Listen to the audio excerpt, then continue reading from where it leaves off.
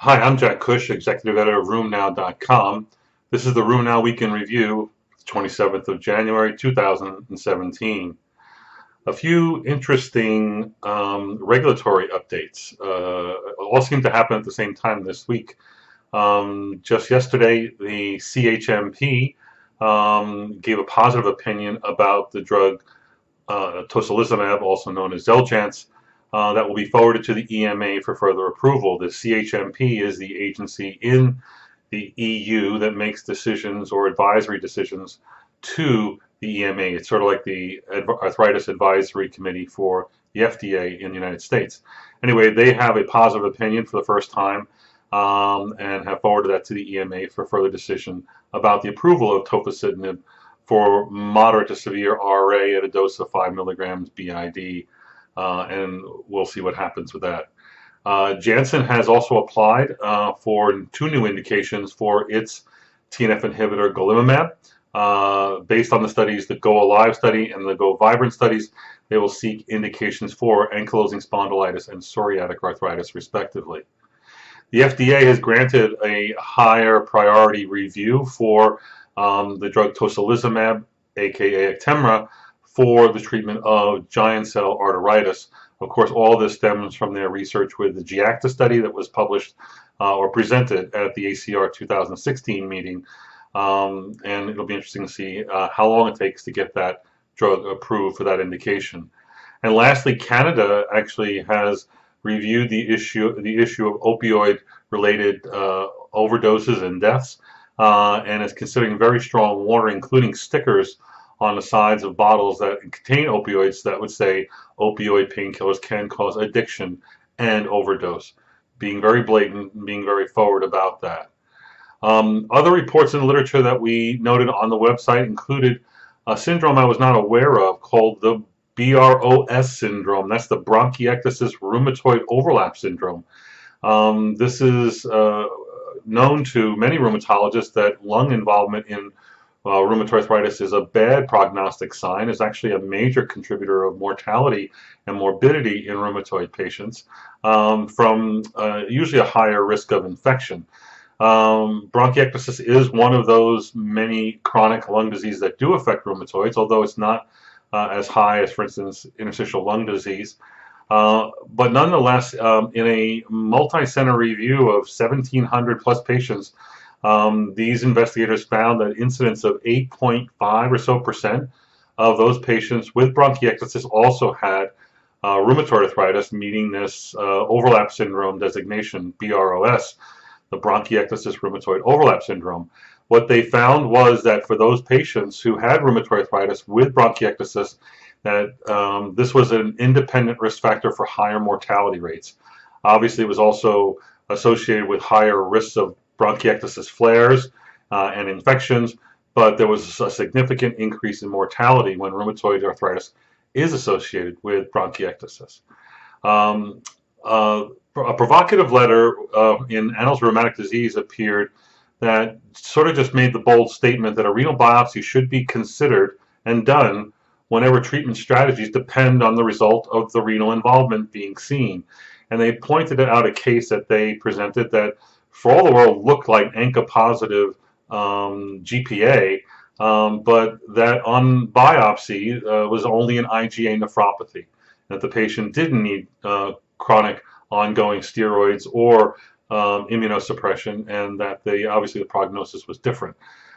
This is, I think, a nice telltale message, maybe for our patients with lupus as well and other conditions, when the bottom line is that if you need, if you're going to base your therapy on organ involvement, you probably should get pathology as opposed to some of these other alternative measures like serologic tests or ultrasound tests. This applies to GCA. I wouldn't want to commit an elderly patient to chronic steroids or maybe a newer therapy if I didn't have biopsy evidence of GCA from the temporal artery or other source. The same can be said for renal biopsies in lupus. If you're going to commit someone to cytotoxic therapy or long-term therapy, basing on a likelihood may not make as much sense as actually getting a biopsy and knowing truly how aggressive one needs to be with regard to therapy. Another report from Maxime Dugados was republished and underscores the potential role of other measures when assessing patients with spondylitic diseases. And specifically, they made the claim that RAPID-3 shows a strong correlation with traditional measures usually used in axial spondyloarthritis patients. This includes the BASDAI and the ASDAS. So I think that what they showed was the RAPID-3 was had correlations with coefficients of 0.84 and 0.74 for the BASDAI and ASDAS respectively. Impressive data suggesting measure something and you'll be doing your patients a favor when it comes to their management. This week I had a patient with lupus. I'm unsure about whether such patients really exist, and did a little literature search and found a nice paper that reviewed 103 patients with lupus and found that the frequency of lupus, meaning rheumatoid arthritis, polyarthritis, in the presence of criteria-defined lupus, was seen in about 10%, about 9.6% of the cohort they looked at. And when they looked at those patients overall, they saw they had less renal involvement. Not surprisingly, they had more joint involvement and more erosions. They also had higher SED rates and CRPs. I think there actually is a subset called lupus.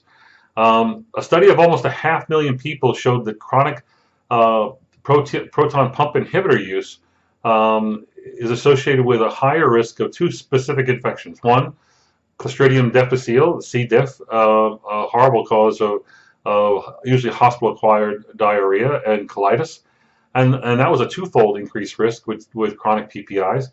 And if you're on chronic PPIs, you may also have a fourfold higher risk of Campylobacter infections. So again, we wrote a lot about PPI safety in the last 2 weeks. This data actually underscores some of those results. Nice articles written by a few people. One by Dr. Cassie Calabrese, was a review of a paper about the role of vasculopathy in neuropsychiatric lupus. And what they found by comparing patients with neuropsychiatric lupus to patients without neuropsychiatric lupus and to patients who were normal controls, when looking at the brain and staining and whatnot, they found in general more vasculopathy, and most of the pathology seen in neuropsychiatric lupus is a bland vasculopathy, much like hypertension. But there was overall more vasculopathy, more microinfarction, macroinfarction, thrombi, and even some cases of vasculitis, and also more complement deposition, especially C4D and the attack complex C5b through 9.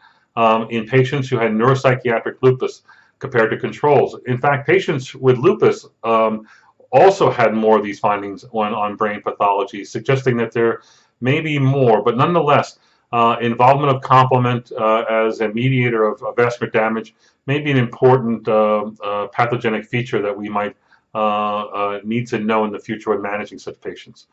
Also talking about complement, a nice report from Luster's group at the MGH looked at the role of C5a as an early mediator of inflammatory arthritis using an animal model of immune complex induced inflammatory arthritis, and using what was called intravital microscopy, specifically multiphoton intravital microscopy. They showed in real time that upon introduction of the immune complexes, C5a becomes very important in inducing neutrophil adhesion and then transendothelial migration that further leads to inflammation in the joint. More chemokines, more neutrophils, more cytokines, including IL-1 being produced. But that C5a is proximal in that loop, and that may be something one might want to exploit in future strategies. A big report this week in the literature was the issuance of the FDA draft guidance document on biosimilar interchangeability. This one's been in the works for many years now, and we've been waiting for this one. As you know, that last year there were 3 TNF inhibitor biosimilars that were approved with their extrapolated indications. However, there was no indication or guidance with regard to interchangeability.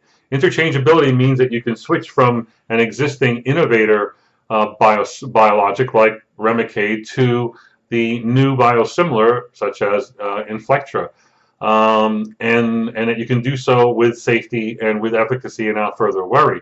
More importantly, with interchangeability being defined, that means insurers, payers, and pharmacists may be able to substitute your prescription with a biosimilar based on these new interchangeability rules.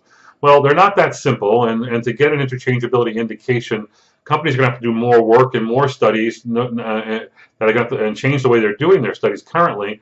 But more importantly, they're going to have to do some post-marketing studies to show that you can change back and forth between a biosimilar and originator, and then back to a biosimilar or vice versa, and not showing any harm or immunogenicity, for instance, in the patient. There's a lot of new rules that are in play here, but that guidance document is now available for those who are interested for companies doing these studies. Lastly, we reviewed a series of articles that appeared in the last week in JAMA and also in Annals of Internal Medicine on the topic of obstructive sleep apnea. As you know, there's a big problem in well-done studies. The prevalence ranges about 5 to 10% of adults. More in men than in women will have obstructive sleep apnea. Its associations with obesity are known, but obviously there's a lot more there. There's a higher risk of cardiovascular events, neurologic events, daytime sleepiness, and a whole myriad of other health concerns that stem from disordered sleep and sleep apnea. This reviews some of the screening methods. Bottom line is that asymptomatic individuals should not be screened for sleep apnea, that survey screening tests don't work in general, that polysomnography is the gold standard, and it can be done in lab, but it also can be done at home with a great deal of success, especially in those in whom you have a high index of suspicion. So again, it's probably worth reviewing the report on the site, and if not, the other citations that we link to. That's it for this week at RheumNow. Tune in next week for more good news and information from the wild and wacky world of rheumatology. See you soon.